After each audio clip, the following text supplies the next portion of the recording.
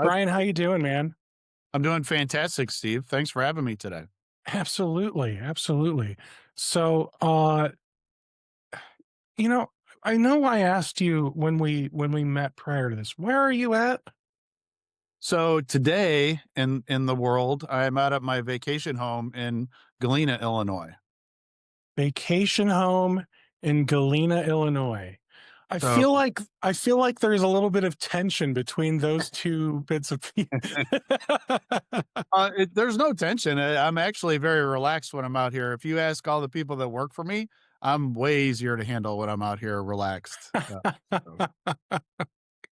yeah. Well, how about the audience? Where are you guys at today? Toss something in chat if you want to share. I see we got a handful of people, and Brian, I'm going to be honest. It is December 10th. Um, I'm not sure what attendance is going to be like, but we're still going to put on an awesome webinar for the people that are able to make it, and the ones who can't. Guess it's just their loss. Um, all right, so we got some people. It looks like everyone's in like a beautiful area. Plano, Texas, Dallas, Irvine, California. So, and then there's you and I. It's snowing. Oh, cool. Trinidad and Tobago, Yeah. Caribbean. I'll say hi Yeah. to Avi. Yeah, I know Avi. Yeah. That's cool. Yeah. So, thank you everyone for coming. We're gonna give just a few more minutes. So it's almost 2:03.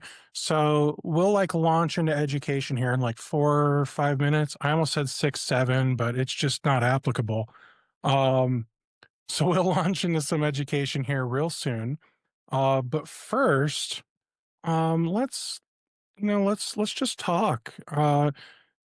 So I know I see some familiar faces in the crowd, but I also see a lot of names I don't recognize. So just to give you guys a little bit about me, I'm Steve. I do webinars for alternative payments, and I just want to assure you guys that this is intended to be an educational webinar. Okay. So obviously, Brian wants you to sign up for Judy Security if you're not already a partner. And I want you to sign up for alternative payments if you're not already a partner. However, we are planning on teaching you stuff today. Okay. So that is that is the point of this. Now, I have been an IT professional since 2002. I ran my own MSP for over a decade. And I started doing content for MSPs uh, a long time ago, like 2017, I want to say.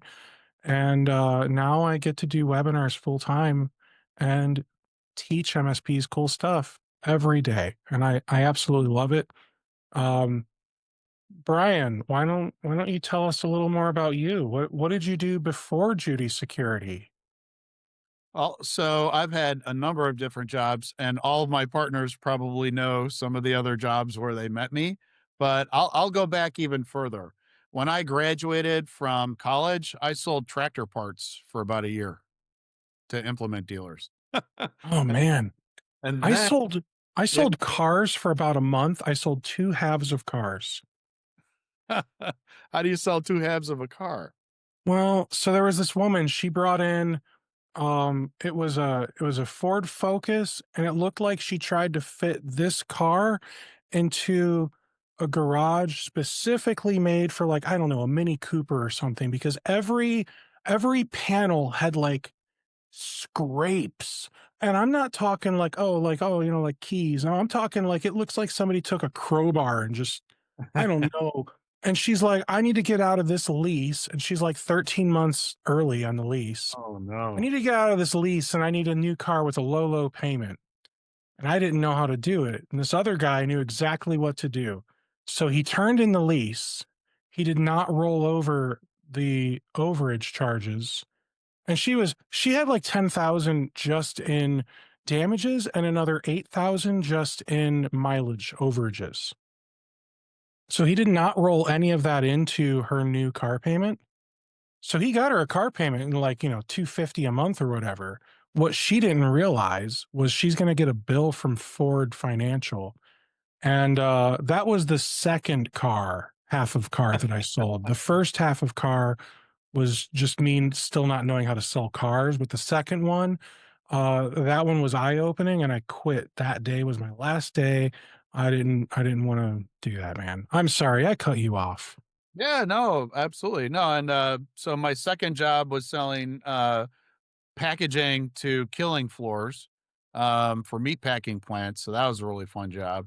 And then I got into technology, selling telecom services.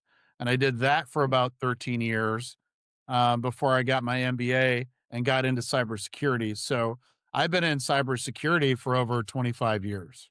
Oh man, that is awesome. Well, I'm glad to have you here. Cybersecurity for over 25 years. That means you know a few things because you've seen a few things. Mhm. Um, so which which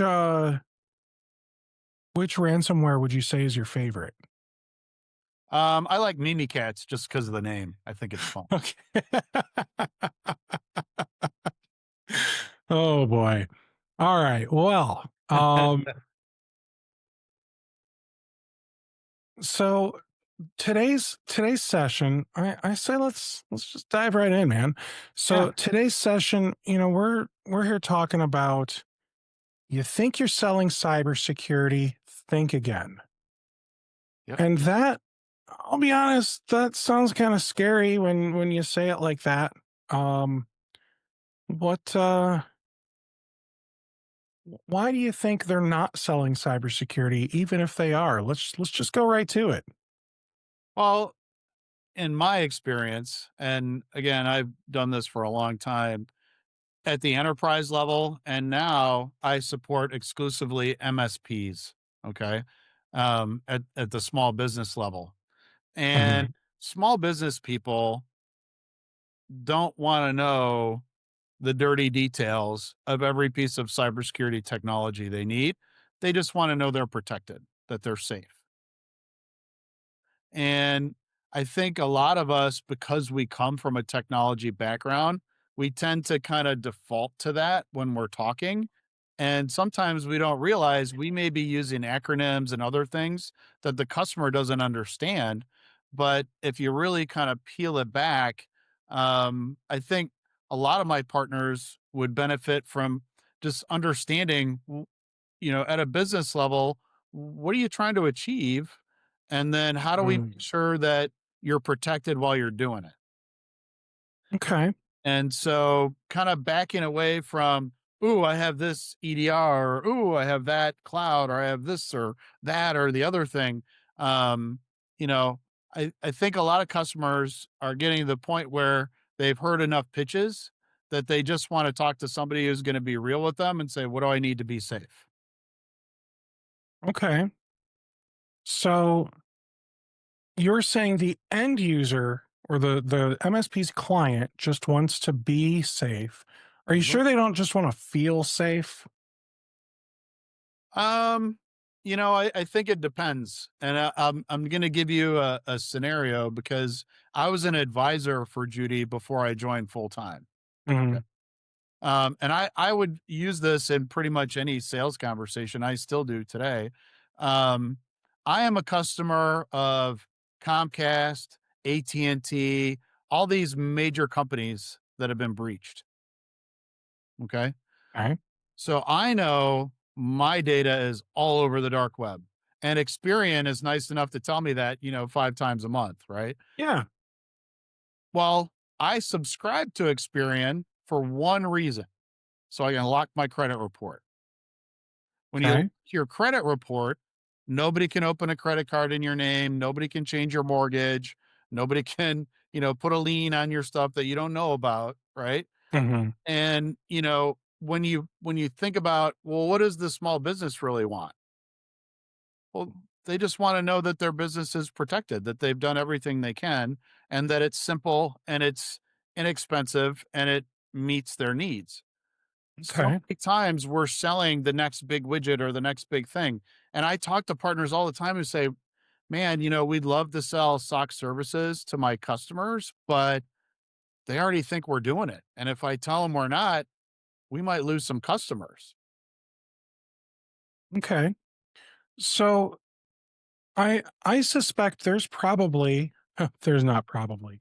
There is definitely a disconnect, all right? So there's what the the MSP says they're providing to the client, Hmm. and then there's what the client thinks they're getting, Hmm. right? So let's talk about that for a minute. Like, if I were to put my client hat on, if I hire an IT company, an MSP, and they say, we do some cybersecurity, my brain automatically says, I am now secure, right? So you said the magic word, MSP. You said cybersecurity, and the end user, I'm not going to say they're dumb, but IT and cybersecurity is not their strength, right? So, I have people when I help people out with their computers or tech or whatever, they're like, "Man, you are so smart." Like, I mean, I know this, but if you asked me to change the oil on my car, I couldn't tell you what. Yeah. Yeah, so we all have our strengths and weaknesses. And unfortunately for you, your client's weakness is cybersecurity, so much to the point that they don't understand what cybersecurity really means. And they just think, okay, he's doing cybersecurity, so I don't have to worry about anything. They don't understand that cybersecurity, there's like all these different domains of cybersecurity, right? And that Yeah. the MSP might only handle a few of those domains. In fact, there's a whole physical domain when it comes to security, like locking doors and stuff, right? So, um, what has your experience been when it comes to what the client thinks they're getting versus what the MSP thinks they're selling, and that truth that's actually somewhere in between? I actually have a story to illustrate this. Okay. We were engaged by a federal prime contractor in another country. And the premise of this engagement was we've seen a significant uptick in our supplier base of cyber attacks trying to get at us. And we would like to know, how secure are our suppliers, really? And, Okay. and so we were commissioned to do a 3-month study. And what was interesting was, to be a supplier of this prime contractor, they had to fill out this 108 question questionnaire. Yeah, that sounds about right. And in that questionnaire, they had to say, I have MFA, I have a firewall, I have endpoint security, I have encryption, Yeah. all kind of standard stuff, right? Mhm.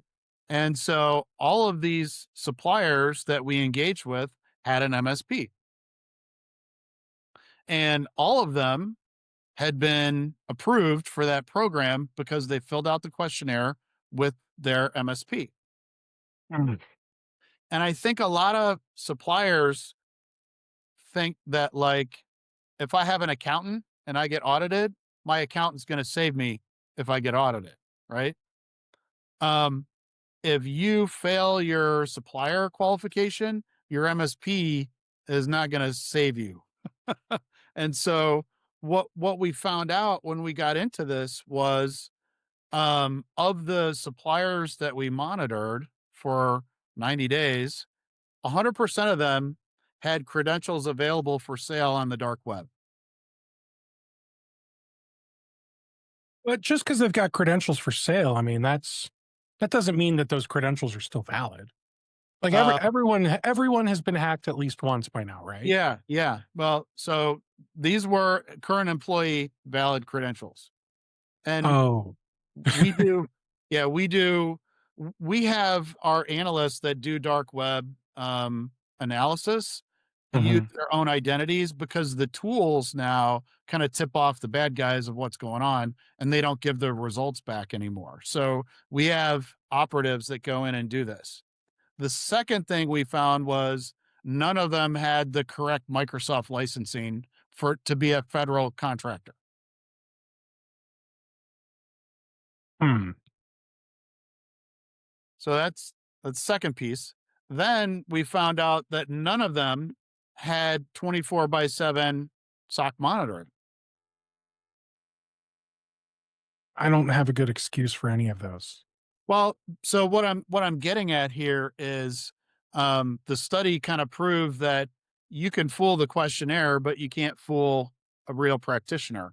And so, what one of the takeaways from the study was, we need to upskill the MSPs, or we need Mhm. to make sure that they're offering SOC services, not just managed EDR, and the simple stuff that they've been selling, Yeah. because it's easy. Because guess what? If something happens, the customer blames the MSP, and the MSP blames the EDR provider, and the EDR Yeah. provider has no liability whatsoever in their Well, contract. that's not fair. It isn't, but then what happens to the MSP, right? So I just think we need to find a way to start educating the MSPs so that they know, like, well, what is cybersecurity and how is it different from managed Sentinel One or whatever it is? That's not Mhm. security. That's monitoring the endpoints, but that's not protecting the intellectual property of how you build a submarine or a ship. Hmm. So, Okay. so I think we need to help the MSPs um, have that conversation with their customer of like, okay, I know we've talked about this in the past and you've got some of the basic controls in place, but some of these are the things that you haven't done that you really need, to be protected at a level where I can ensure that, if something happens, I can stop it for you. Okay. I mean, that all seems reasonable. Mhm. But that it's a hard conversation to have. If you're their Yeah. current provider, you're gonna be like, well, now that you've been this level of cybersecurity for, 3 years, it's time to talk about what you need to do for the next steps.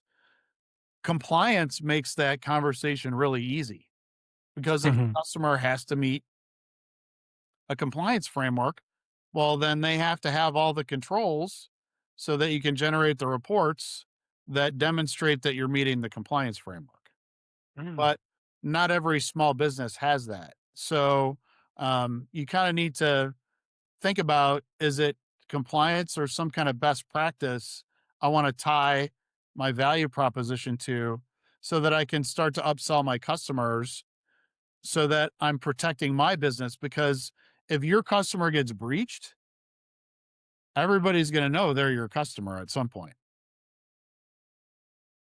Yeah, I don't like the way that makes me feel. I Yeah. don't even have customers like that anymore. Yeah. All right. So if we think about this assumption gap still, Yeah. how do you have that conversation with your client? How does the MSP have the conversation with the client without making them feel stupid or making yourself look bad for what you sold them? Because you guys, you need to figure out, like, you've probably heard that silly phrase, you got to live your truth, right? So if, if perception is reality, right? So you got to figure out what is the client's truth, what is your truth, and how do you like get the two of those to be the same thing?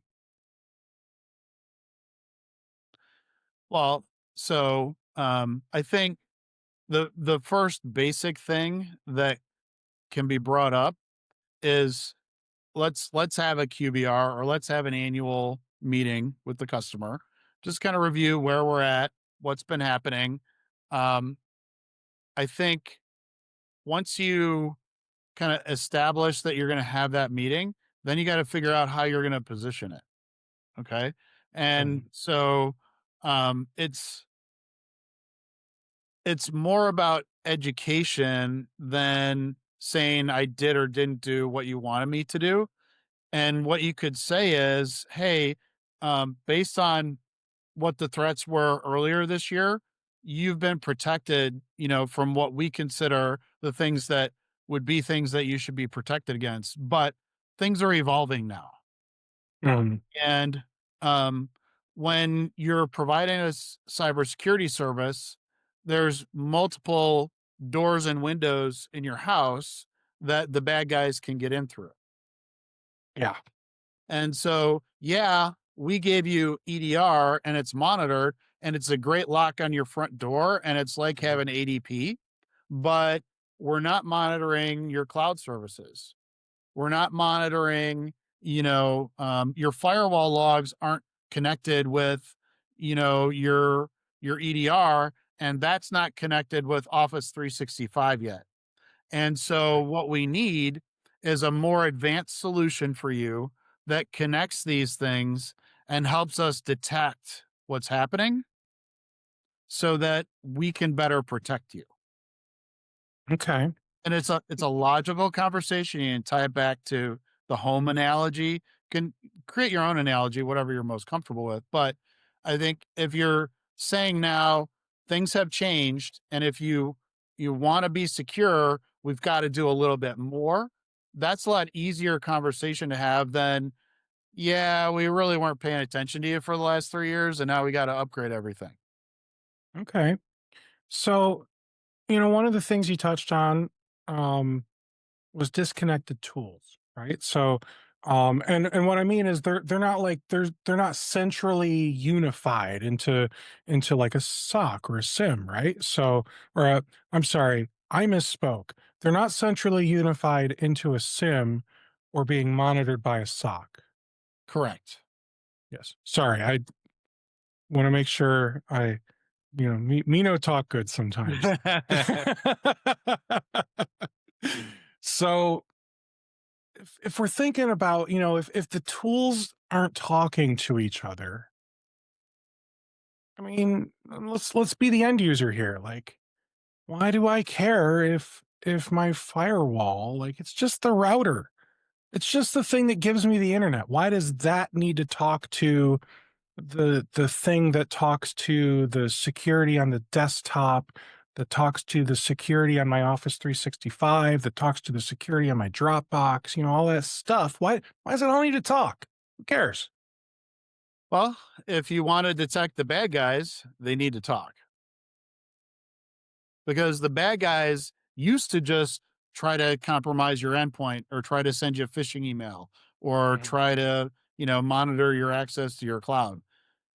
When cybersecurity was just one or the other thing, that's when you bought that thing to protect yourself against that type of attack.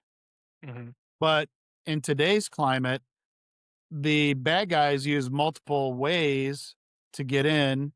And when they do get in, they use a lot of different more here's goes my language barrier, a lot more tactics once they're in to try to remain persistent and to try to stay low and quiet and do things when you're not around. And so unless you're monitoring these behaviors 24 by 7 and using some of the new tools that can baseline, when do your users normally log in, when do they log out, what applications they normally use, how much data they normally send, and if you start to see alerts in addition to strange behavior, that is something that needs to be investigated by somebody who knows what they're doing. And so MSPs can get to that level, but Mhm. most of them can't afford to build the SOC and to buy the tools to connect all these things for their customer. So they don't really want to talk about it. Yeah. So, uh, what's the most common, I'm going to call it duct tape and prayers kind of setup that you see when MSPs reach out to you, whether it's at Judy or in your previous roles? what's the most common setup you see? And like, what exactly is what are they missing? And like, why are they missing it? Well, so the other thing that makes connecting all these things challenging is that um, every one of those vendors wants to provide you a SIM now, but you got to buy their product to get the SIM. So now you got to, if you're an MSSP, you got to change your stack. And um, one of the things that we did earlier this year, based on a recommendation from one of our distributors, was they said, "Hey, everybody needs the SOC service, but nobody wants to buy a different tool. Can you just provide the SOC service?" Hmm. And so we went back and did all of our due diligence and figured out, yeah, we can, and we can do it affordably. And so by getting that SIM in there and monitoring those things, then we get to know the customer, we get to know the environment, and then we can recommend upgrades from a position of understanding their environment versus a position of pitching them a new product to get the environment in there. And so it really reduces the friction in your pipeline if you can help them manage their current mess for less and then Mhm. recommend how they can upgrade it after the fact. Um, so that is the biggest challenge. And if we were able to find an open XDR platform that does that, that helps us provide that service. But Sure. what I see partners trying to do is open source tools. Hmm. Yeah, Elastic. Yeah. open source is great to an extent, right? So I actually appreciate open source tools. I use open source tools, but like Home Assistant is like, you know what I mean? Like I'll use something that, yeah, it's kind of like annoying if it breaks, but it's impacting like me and my family because like I can't ask my speaker to turn the light on anymore, and I just have to stand up and flip a switch like a peasant or something, right? And no, But when Alexa won't turn on Sirius XM for me, I get all wound up every time. and so if I want to go down if I want to go down a tangent for a brief moment, that was one of my rules as I set up. So we built this house a little over a year ago, and I told my wife, you know, I really want to do all this like cool smart stuff. Mhm. And I saw the fear in her face. You know, I saw it. And then, you know, my kids were like, "Oh, great." You know, because I for a long time I was an IT guy, and you know, when I'm done working, I don't want to fix stuff anymore. I just want it to work, right? And if it doesn't work for them, they don't even know how to fix it. Oh, So, yeah. rule number 1 was it has to work dumb if it's going to be smart. So, if they want to turn on a light, they can walk over and hit the light switch. Now, I've got like, you know, these lights behind me don't have a switch, but you know, my I could walk up and grab a remote and hit the remote, right? That thing, it's got an app on my computer. So like, you know, so everything has for the most part a switch. I could say, "Siri, turn off the office." Oh, And it just works, right? Or I could say, "Siri, turn on the office." And now it'll, you know, it'll take a few seconds or it won't work at all, you know, one of the two. Which it appears that it's going to be the second one, and it's probably because I did it too close to the first time. But I can hit a button and I can fix the problem, right? So that was my rule when it came to my smart home. But like, is there a rule like that that you can use when it comes to setting up cybersecurity or using open source tools for your MSP? Because that's much more mission critical than, you know, my kid being able to turn a light on with the speaker, right? Yeah, I think what partners learn if they go down that path is that it's kinda like buying a kitchen at IKEA without Hmm. your house and bringing it home and trying to install it yourself.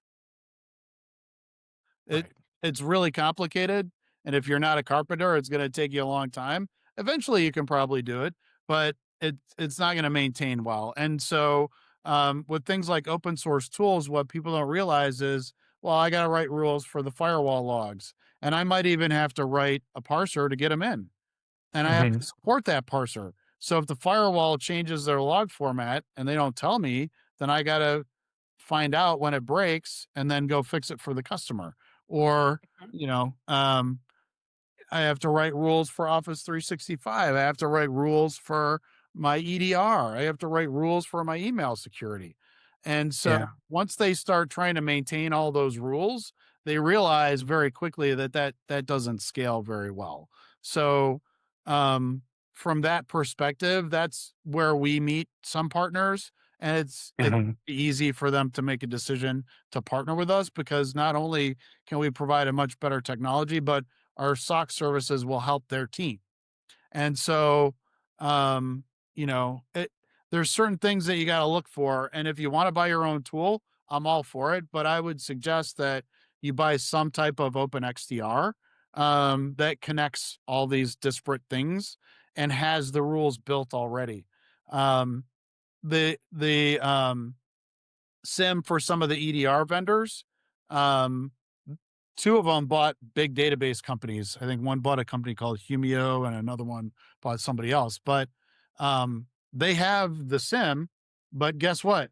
You as the partner get to write all the rules for it. That's their strategy. They didn't All want to write right. all the rules themselves, so they have the partners do it. So, be careful, as you're looking at different things, but you do need some type of log management system. And I think Sure. with AI becoming so prevalent, the bar to entry to build that technology is going to get a lot lower and a lot Okay. faster. So I think, you're probably going to see some newer vendors pop up the next few years. So, definitely keep your eye out for those. But the other thing is you got to educate yourself on AI too, because there's Okay. some basics that I think everybody should understand. Unsupervised machine learning, great. It's a type of AI. It's been used by security companies for a long time, and it does things like, hey, when does Steve log in? When does he log out? What Hmm. applications does he use? Um, it uses supervised machine learning where you give it a bunch of data and it recognizes a certain pattern and it can alert on that. Uh, Interesting. the platform we use has graph machine learning, which will even give us a diagram of how something's happening in real time. Like you can watch it propagate. Oh, that's interesting. Yeah, Now, I actually have some good. I think there'll be good questions about AI and security. You opened the door, so. I did. But first, A big um, buzzword right now. Everybody, wants to talk about it. it is, man. But first, let's take a quick break, guys. I promise this will be like 5 minutes or less. All right. Um, So we're going to take a quick break from security talk, but honestly, this connects more than you'd think. So, we're talking about how disconnected tools create blind spots in your stack, right? Well, the same thing happens with billing. If your PSA, your accounting software, your payment system, they're not talking to each other, you're going to have gaps. And those gaps are going to cost you time and money. Well, that is where that's what alternative payments fixes. All right. So your clients get a portal where they can log in, view invoices, update their payment method. They can set up auto pay. My favorite thing, getting paid without lifting a finger. On your end, everything is fully automated. The invoice goes out from your PSA into alternative payments. We'll automatically send out reminders. When the customer pays it, we'll mark the invoice paid in both the PSA and accounting. We'll deposit the money into your bank account will create the deposit in QuickBooks, and the fees are going to show up correctly, whether it's QuickBooks, Zero, FreshBooks, whatever. And everything's just going to like reconcile and match. All right. So we're talking about eliminating roughly 80% of manual accounts receivable work. And on average, customers are going to save about 3% on credit card fees, because they're either going to convince their clients to use ACH and we charge no fees for ACH, or we give you the option to pass the fees for credit cards to your customers. And all of those settings are pretty granular. The goal is simple. We want to help your accounting team work smarter, not harder. And let's be honest, nobody goes into the MSP business because they love chasing invoices. But if you do, we should talk because either that's concerning or you would be a great employee at Alternative Payments. Um, but with that said, here's my soft pitch. I'm going to launch a poll. If you think that Alternative Payments could save you some time, just let us know. We're not here to pressure anyone, but a conversation couldn't hurt. Now, Brian. And I will tell you, Steve, I have that conversation with a lot of my partners. Yeah. Everybody needs collecting their money faster. And Yeah. anybody who's run a business knows cash flow is king. Um, Hmm. and so we've been on that same journey the last 6 months, and, that was one of the other reasons I was excited to share this webinar with my partner base. Oh, that's so awesome. Well, I've got that poll up. If you guys could take like 7 seconds to answer that poll, I would really appreciate that. If it's not for you, we're not going to bug you. Okay. Um, Now, Brian, would you like to take a couple minutes and talk about Judy Security? Sure, and I can share a couple slides if you'd like. Absolutely. Go for it. Yeah, let me just pull a couple of quick ones up. For and I know we have a lot of my partners on the call today. But the key thing that I want to share with all of you is that um, Judy Security is synonymous with MSPs. That is our sole go to market. We only work through the partners that have a trusted relationship with their customers. And our Right. goal is to make this affordable and accessible for all of your customers to make that Right. conversation that we're talking about easier. Um, I'm also very happy to announce that yesterday, the MSSP Alert Top 250, we just got bumped up to number 22. So we are a global provider of SOC services. We're doing a really good job at it. I talk to partners all the time that hear about us in Reddit and other places. Um, but we've done a few different things I think really well, and one of them is being able to provide the SOC services, but we've built a whole stack of technologies that you're probably buying from multiple people today. And when you stack all these solutions on top of each other, it gets up into that $50 a month price range, which gets a little harder for your customers to swallow. The way we've designed this, it's one install for everything. You're not going to use your AI and your PSA to deploy 8 different things. It's all one install package. It's really easy. And we break it down into simple monthly costs. And Hmm. this is per user. There's no ingestion fees. There's no how many devices can each user have. It's all included in the per user cost.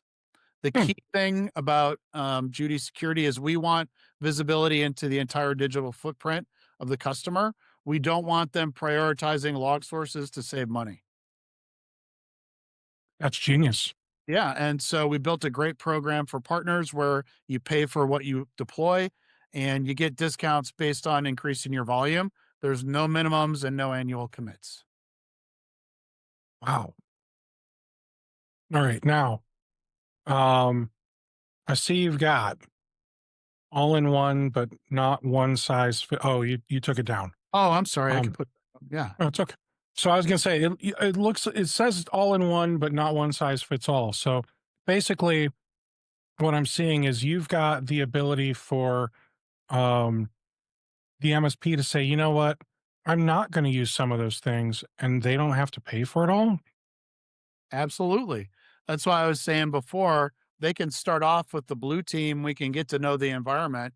And then if they've already got contracts on all these other tools, we can just do blue team until their contracts start coming up. And then we can a la carte these things into a custom bundle for them. So we can help them crawl, walk, run.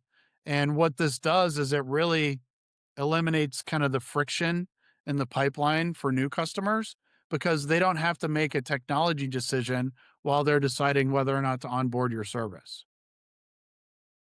Wow. That's really cool, man. Yeah, That's really cool. So, I have one question about what I'm seeing here, and then we're going to go right back into education, guys. So, the question is, I see you've got the blue team. So, how does that how does that work? Like, if we've got contracts for other tools, is your blue team going to like be able to connect to our tools? that's the beautiful part of OpenXDR. There are parsers and sensors that get the data into the platform. There's Hmm. over 3,500 of those out of the box. Wow. So we can integrate whatever they have, their Office 365, Entra ID, their Palo Alto firewalls, their Sonic firewalls, their Fortinet, Cyber Reason. You just go down the list. There's 300 of them. Okay. It's incredible. And some of those, we just pull data in, but some of them have response capabilities. So if we need to disable an account or something like that, my team can do that with the right API access through the tool. So what this does is it allows us to get in to the environment, get a good visibility into their entire digital footprint, and start to add value right away. That's incredible, man. Congratulations on building all of that. I remember, gosh, it might have been 2, 3, it's been a little bit, but I've had, a few conversations with, um, Raphael, and I mean, I was cautiously optimistic, early on, right? But I think you guys might be swaying me. Well, It uh, makes me wanna play with it, you know, like yeah, I'll just give you a quick data point. When my partner suggested that I do this, I released it in April. Um, by the end of May, we went from averaging 400 new users a month to over 2,000. Last month, we onboarded 6,000 users through our partners. Yeah. okay. Well, that's pretty dang impressive. It's pretty So dang that's impressive.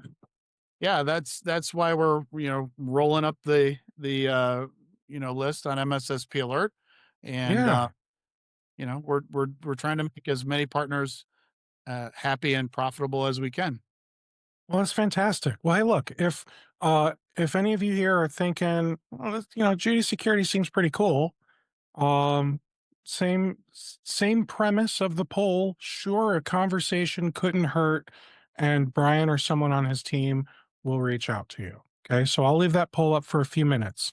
Now we're gonna get into the tough questions. So you mentioned AP. I almost said API. You mentioned AI, Brian. Yeah. So I feel like there's two almost like competing trains of thought around AI for MSPs, especially around cybersecurity. Okay, thought number one: um, I don't trust AI. It's language learning model stuff sucks. Um, I blah blah blah. AI is no good. It's whatever, right? And then thought number two is humans are dumb and humans always screw up and cause errors. And if we just had a machine that was checking this thing, then there wouldn't be any problems. So, how do we like reconcile between the two? Because honestly, they both kind of make sense to me. um, and if it were me, I don't know. I get like decision fatigue and I don't even want to have to decide. So I just don't. And I'll keep using, McAfee antivirus. So, Well, the first thing that I want to do is a little bit of education. When mhm. you use those models, don't use the free versions. Let me explain why. If you use the free versions, anything you put in there becomes the intellectual property of the company that developed the model. Mm. So if you're going to use something, make sure you use the paid version so that you know your data is not going to get shared out to your competitors. And you should give the same advice to your customers. You need to educate your customers on the safe use of AI so that they don't run themselves out of business. So you don't have to go look for more customers. So I would say start educating your customers on the safe use of AI. Now, there's so many different types of AI. There's Copilot, there's, Claude, there's, I mean, you just go down the list.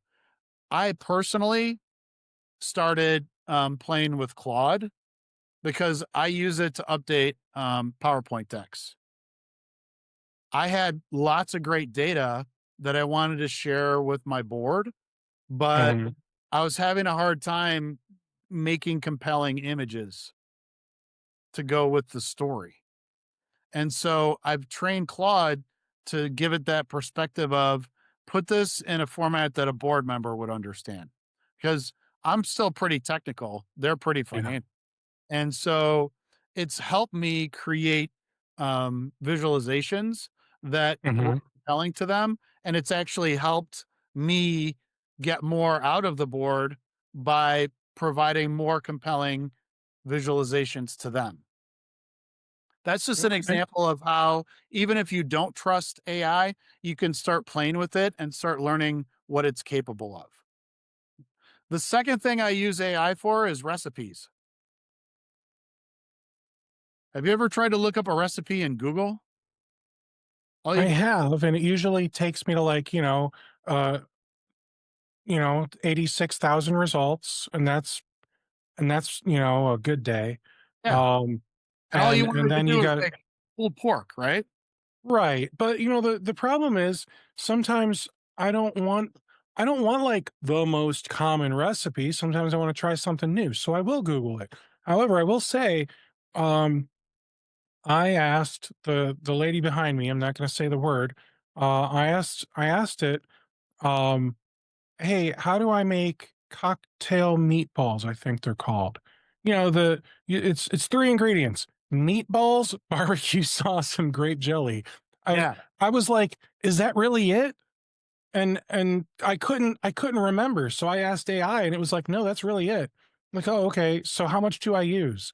And it said, "This many pounds of meatballs, this many ounces of barbecue and jelly." So, you know what I did when I said I'm gonna go get something to drink? I popped everything into the crock pot because we have people coming over tonight, Oh, there you go. and I'll let you know if it's not good, but this is the recipe AI gave me. Well, so the only reason I say that is it's kind of the holidays, and when I wanted to make the sides with the turkey, I was like, okay, well, what's the best turkey recipe? And it gives you the recipe without all the ads. See, when I ask it for I feel like we're going down a tangent again. When I ask it for a recipe, I feel like it's just making crap up. And I think it's because I'm like, "Oh, I've got these ingredients. What can I make?" I'm not saying like, "All right, I'm gonna make cheeseburgers." Like, what's the most common way to, what's the perfect ratio for breadcrumbs to meat to seasoning and whatever else to make the patties. I don't do any of that. I'm like, I'm looking for a specific recipe, and sometimes I don't even know what I want to eat because I'm just so jaded with food. And Well, so even if you were a person who didn't believe in AI, you could try a recipe and Sure. get to know it a little bit and start to see what it really gives you. Is it going to hallucinate when it gives you a recipe? Probably not. It's just going to give you, if you ask ChatGPT, it'll give you the most popular recipe for something. If you tell it that you want to make it special, it'll change it up in some way. But what I love about it is, hey, I bought this roast at the you know, grocery store and Mhm. it's 3.5 pounds, but the recipe is for 5. How much should I shorten the cooking period? It'll tell you Okay. stuff like that too, but it'll do it without a host of ads, which I know that's not going to last forever. But even if Yeah. you hate AI, you'll love the fact that you can get the information you want without a ton of ads. So then you can get Yeah. comfortable with the large language models. And then if you start using it, it's available today in our SOC tool where it just goes out and pulls in the threat intelligence on anything that it sees automatically and just gives it to you. Like, Yeah. to look for it. So it's being used in novel ways now. It's not necessarily great at threat hunting yet because there's 1,800 tools and 1,800 different log formats. It's really hard to figure all that out, right? So Sure. I don't think it's going to change cybersecurity right away, but I think that agentic AI is going to do things like helping an analyst write more specific rules for a customer, right? So, Okay. so it, Real, it will real be, quick. Hey guys, we're going to do AMA here in just a minute. So if anyone has any questions about cybersecurity, how to sell it to your clients, how to pitch it, how to whatever, or if you want to ask Brian his favorite recipe for turkey, ask me anything. So pop them into the chat. Otherwise, I'm going to keep asking him my own questions. Go ahead. yeah. So, anyway, I'm just saying that, what we're seeing in our vendors platform is they're starting to use agentic AI to Hmm. improve functionality within the SIM and the SOAR and how we run our SOC to make it more efficient. Because we bring in like 78 million logs a day, and this platform reduces it down to about 100 things that we have to have an analyst physically look at, right? Yeah. So those are the outputs that we're getting, but what that means to the customer is we're monitoring everything at a very granular level, and we're going to find things faster and remediate them faster than people that aren't using that technology. So I'm curious. We've talked a little bit about, monitoring with the sock and sim. We've talked about, duct tape and prayers. We've talked about client communication. Mhm. If we haven't really touched when when I think about like building a real foundation, um, is there like a baseline that every MSP should have locked in before they start adding anything else to their cybersecurity? Or maybe just to their tech stack in general? Um, I'm on a lot of webinars where everybody talks about what's the stack of the future or what's the perfect tech stack or, you know, And I'm um, not even asking what tool, like, I'm saying, like, okay, so every MSP should have password management and EDR, and I don't care what software you're using yet, but like, you should be doing these fundamental things for all of your clients, right? mhm. That's what I'm asking first. Yeah. It's hard to answer because it depends on your customer base. If Gotcha. if your customers all need to be CMMC next year, that stack is completely different from if you're supporting franchises or small businesses who are primarily retail. It's Sure. oranges. Well, okay, so let me ask the question differently. I am going to make a bold statement that if all of your clients need to adhere to CMMC next year, you probably don't need the answer to this question. I'm talking to the MSPs, and I don't even know that I care about the size of the MSPs because a big MSP can have just as many security problems as a little one. But the real question I'm asking is like, all right, let's say there's not any regulatory compliance. I saw that you have automated like compliance with NIST CSF built into Judy Security, right? So let's just assume everyone should at least baseline NIST CSF all of the companies. Yep. So what does that look like? So everything that's in our premium bundle meets NIST. Okay. Okay. So if So I I, install your premium bundle, I am automatically NIST CSF. yep. So that doesn't compute to me because aren't there still like end user complications and like okay, so if I look at uh CIS controls, I always want to call it CSI and do this or something, right? But CIS controls, I I recall that they have um I don't remember what they call it, blueprints or whatever of, you log into your server and you set up a group policy that does this on all the endpoints, or you sign into Intune or 365 and you change all these settings and now you have met certain controls. But there Mhm. are still things that are outside of those controls. Right. So there's your physical security, there's your policies, there's, other things, right? So the portal that we use has all the templates for your policies and everything built into it. What partners, I think if you learn a little bit about compliance, it would help you tie back your value proposition to a standard that is easier for your customers to understand than just creating a standard and saying that's the standard. NIST CSF is a government standard, and the customer can say, "Hey, we've self-complied with NIST. Here's our report," and that will satisfy most large end customers. So, what I'm suggesting is the technical controls of having 24 by 7 monitoring, having a password manager, having endpoint security, email security, cybersecurity awareness training. Um, all that comes in the premium bundle. So, what that means is I'm collecting all the data that I need to generate the reports that need to be associated with those controls for 3 months before they can go get their audit or self attest that they're meeting it. And so last summer, we had our interns build the reports for CIS, SOC 2 Type 2.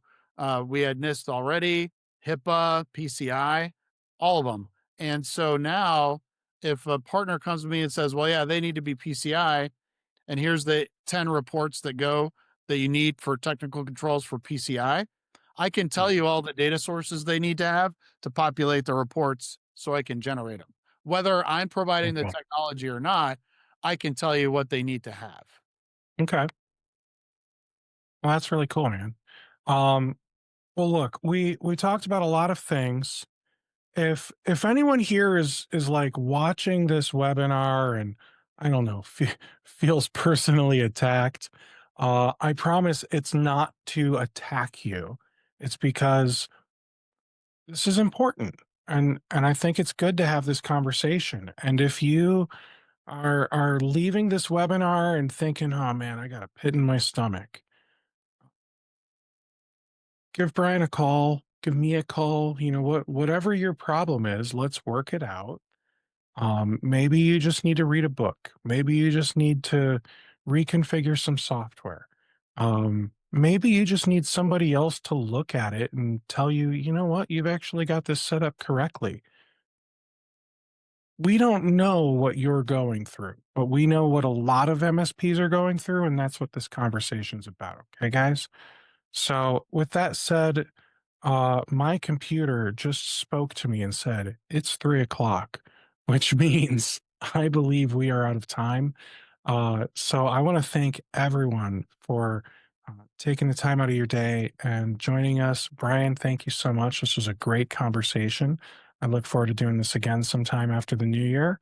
And you all have a great rest of your day. My pleasure too, Steve. Thank you.